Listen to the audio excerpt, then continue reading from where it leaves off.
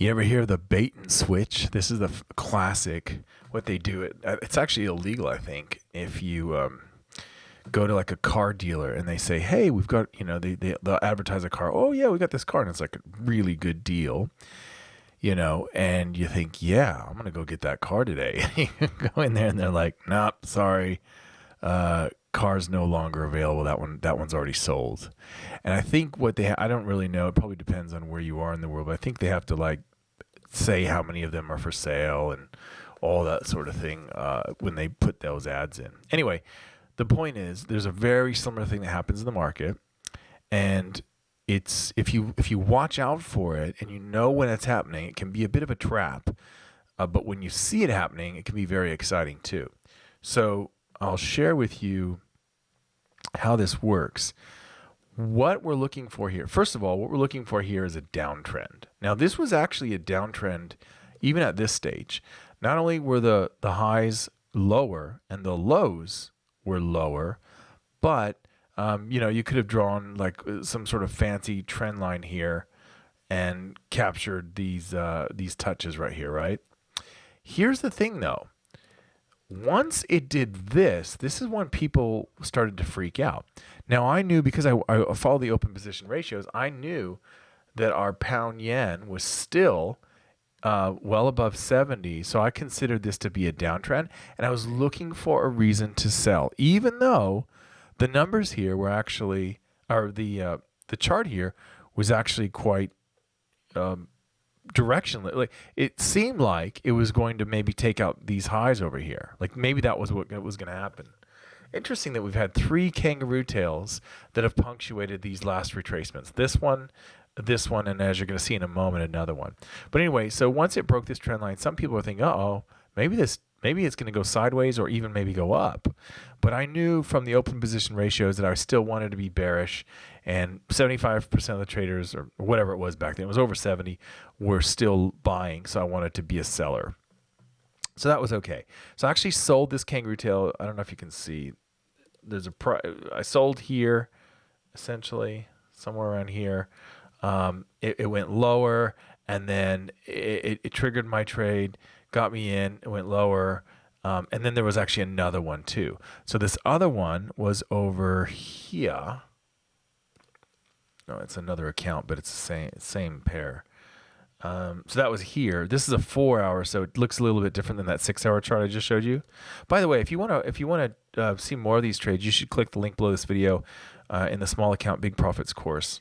You can follow my trades live if you'd like to see how this works. These trend trades in real time. We'll take a $1,000 account up to 100 grand. That's our goal over the next 300 trades. That's what we're hoping to do. So this is that same pullback that you saw on the other one right here. That one right there. Sorry, that one right there. There's another one.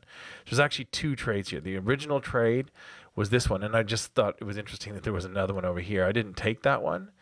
That one wasn't quite as... that was a little bit tricky because you had the support down here. So that was the only thing about that one I didn't like. But anyway, so I took a trade there. It went, and then it pulled back again.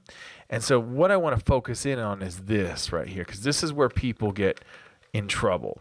This area right here on the chart, to some people, it looks like the end of the trend. All right? But I want to share with you what you can do so when you see this stuff here, you don't get trapped. Number one is I know that the open position ratios are still bearish. Why? Because 70% or more of our retail traders are deciding to buy. They want to buy, and so I know that it's definitely it's still a downtrend. Number 2 is that I want you to pay attention to something. Look at how many candles in there are wicky, have little tiny bodies and wicks on the ends. That is a huge red flag. There's a wiki, a little tiny wiki. Little tiny candles with wiki ends suggest really indecision and not much power. You got a few powerful bullish candles here, but other than that, everything's real wiki. And really, this was the end of the line. Once we saw this kangaroo tail here, we knew there was support over on this floor here where we had where it stopped there, and there. We knew that was support. So it's really no surprise that we had resistance here. And the fact that the open position ratios were where they at, it was just a sign that, yeah, it was going to accelerate downward, and it did. Then it did the same thing. Now, this is a little bit different, though, this pullback, because this was like a box of consolidation where it was kind of rambling around, whereas this is really, technically, this is the best kind of setup. And in the small account big profits course, you'll see I take a ton of these trades.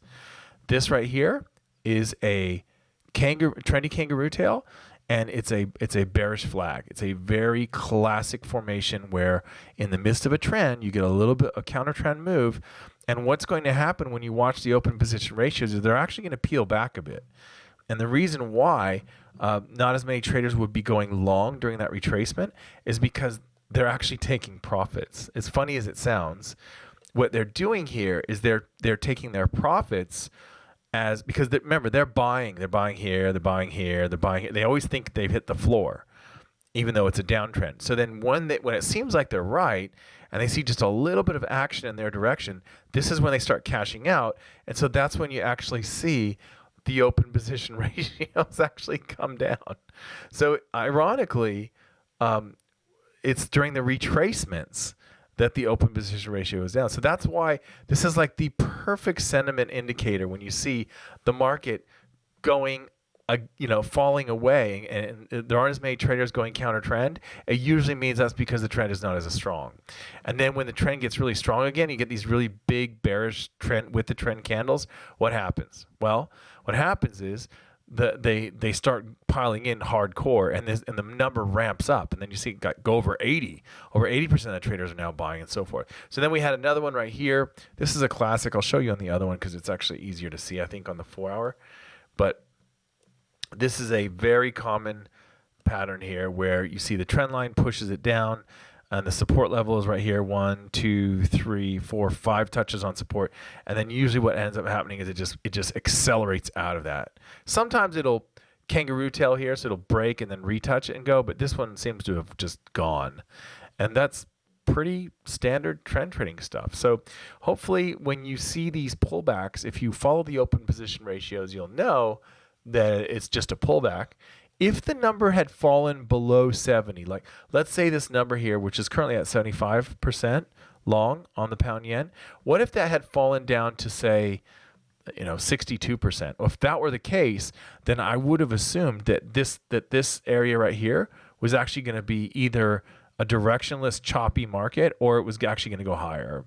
Probably directionless, really. Usually the end of the trend isn't a complete move, like a strong bullish trend after a strong bearish trend. Typically what you see is that intermediate period where it kind of just bounces around a bit off of support and resistance and kind of boxes up for a while. So anyway, I hope this helps. If you'd like to learn more about trading with the trend and using the crowd and building up a small account, you can click the link below and learn about small account big profits. Otherwise, we'll see you in another video, and I wish you happy trading. Take care. Bye.